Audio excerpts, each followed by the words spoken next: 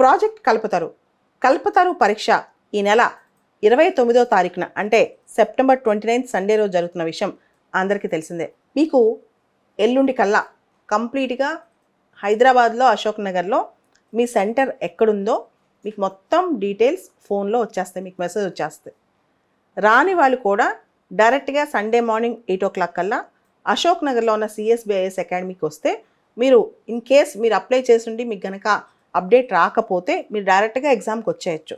Sunday రోజు morning 8కి మీరు డైరెక్ట్గా వచ్చి మీ రిజిస్ట్రేషన్ ఫామ్ చూపించవచ్చు అనమాట.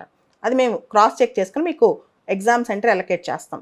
దాంతోపాటు ఈసారి కల్పతరు ఎగ్జామ్కి చాలామంది రెస్పాండ్ అయ్యారు కాబట్టి మీరు కూడా తొందరగా అంటే సండే మార్నింగ్ 8 కల్లా వచ్చేసి ఎవరికైతే మెసేజ్ రాలేదో వాళ్ళు వచ్చి మీ ఫామ్ చూపించి మీరు మళ్ళీ ఎంట్రీ చేసుకోవచ్చు.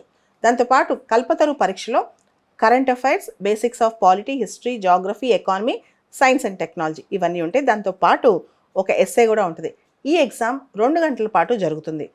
కల్పతరు ఎగ్జామ్లో పాస్ అయిన వాళ్ళకి ఎవరైతే నిజంగా బాగా చదువుతూ బుక్స్ ఎఫర్ట్ చేయలేరో వాళ్ళలో మొదటి 100 మందికి కూడా సివిల్ సర్వీసెస్ సంబంధించిన పుస్తకాలు ఈ గిఫ్ట్గా ఇవ్వటం జరుగుతుంది.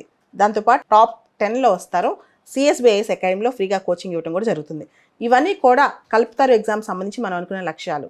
అండ్ కల్పతరు ఎగ్జామ్ కేవలం బుక్స్ వీటన్నిటి కోసం మాత్రమే కాకుండా మిమ్మల్ని మీరు పరీక్షించుకోవడానికి కూడా ఎగ్జామ్ రాయొచ్చు.